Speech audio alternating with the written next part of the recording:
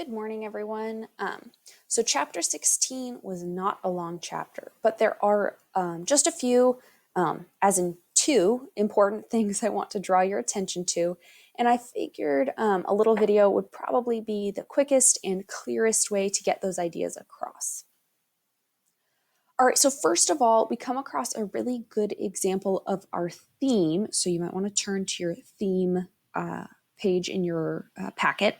So we come across a good example of our theme, don't judge a book by its cover. There are so many examples of this in the book, which honestly is how it is a theme because it goes throughout the entire book. But we see a really significant example of it in the character of Mr. Dolphus Raymond. So Mr. Dolphus Raymond is a very interesting and very minor character who is the subject of a very interesting conversation between mostly Jem and Dill, and Scout pipes up a few times. So what do we know about Mr. Dolphus Raymond? Well, we know that he's white. We know that he has a black mistress, which that's a whole conversation in and of itself, but I want you to remember that interracial marriage, so marriage between Black people and white people, and really marriage between any different races, is illegal at this point.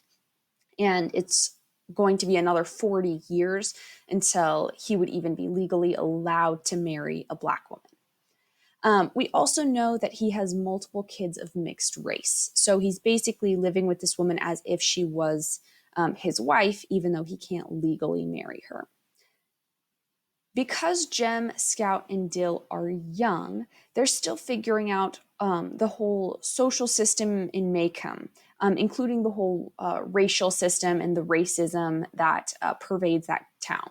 So they ask a lot of good questions that point out how a lot of racism really doesn't make sense, including the fact that Mr. Raymond's children don't look particularly white, and yet they're still seen as not being part of either the white or Black communities in Maycomb. Scout keeps asking Jem how he can tell that Mr. Raymond's kids are different, and Jem keeps repeating, you just have to know who they are. They don't look different than any of the other Black people, but they're going to be treated differently because you know that they're different. It doesn't matter that the kids are half white. The fact that they're half Black makes them all Black in the eyes of the white people in the town. However, since their father is white, he's seen as sort of a traitor, and their family is therefore seen as different and even a bit more horrifying than regular Black families. And then on the flip side, the Black community sees his family as different because he's a white man who has come into that community in kind of a strange way. So since people know that his family is different, everyone kind of tries to stay away from them and put them in their own category. So that was our first quick highlight from chapter 16, this idea that they're being judged because of who they are, who their family is, regardless of any of their actual inherent traits, who they are. People judge them based on this idea of they don't belong in either community, if that makes sense. So our second highlight of chapter 16 has to do with our theme of moral perseverance, or standing up for what's right even when it puts you at risk, or it's hard, or it's uncomfortable. So while Scout is waiting for Jem and Dill in the courthouse, she overhears an important conversation between some old men who are talking about how the court appointed Atticus to defend Tom Robinson.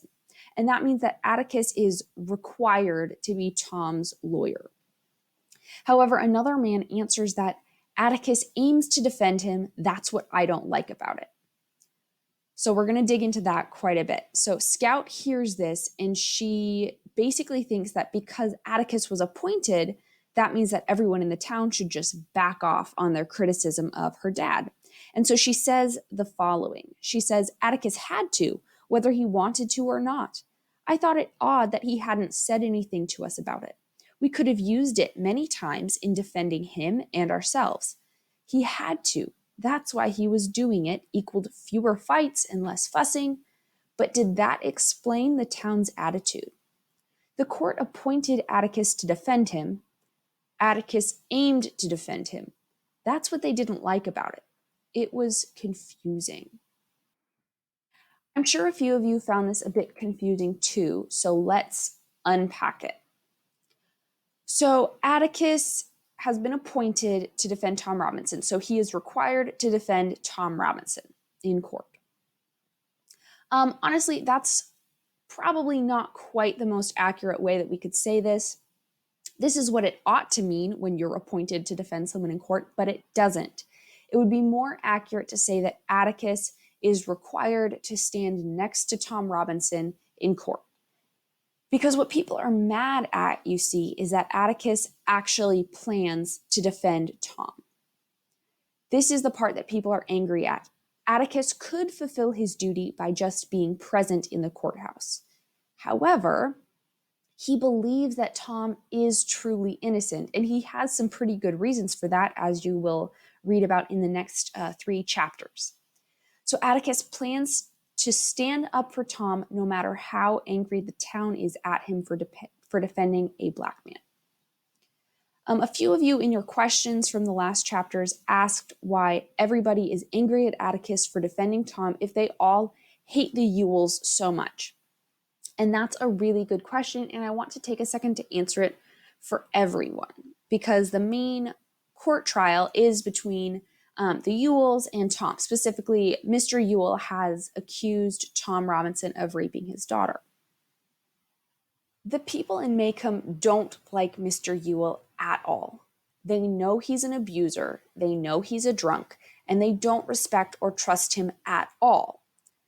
However, they are also so used to hearing that black people can't be trusted and seeing all black people as inherently bad and basically as lower forms of people, that even Mr. Ewell seems more trustworthy. He seems like an overall better person to them than a black person. Going back to our discussions of dehumanization, Black people have been so dehumanized in a lot of American history that it was very easy for a lot of people to blame them for anything bad that happened, because Black people were seen as naturally bad people. And it might sound insane to some of you, but Harper Lee is describing a very real thing that a lot of people used to, and some still do believe. So we need to take this discussion pretty seriously. We've talked a lot about prejudice and blind spots and how we personally need to make sure that we're constantly doing our best to be aware of our own blindness in order to love people as God loves us, right? So the people in Maycomb have a huge blind spot, racism. And as easy as it is for us to look at them and condemn them for it, we have to look at their response to Mr. Ewell. They know he's terrible, but he has one trait, whiteness, that blinds them to his faults in this instance. And we have to use this opportunity to look at our own lives and try to see where we've judged people unfairly. Maybe it's not about race, but it's probably about something else, right? We talked about dehumanizing people based on their grades or based on their accents or things like that, right? So Harper Lee is using a pretty obvious example to make us consider something that can be a lot harder to see in most cases. So that's it for chapter 16. Quick note, you have chapters 17 and 18 due on Friday, so make sure you start reading before Thursday night or Friday morning. Good work today, but also, as always, let me know if you have questions. We're getting into some pretty intense and important parts of the book, and it's really important to me that you understand what's going on.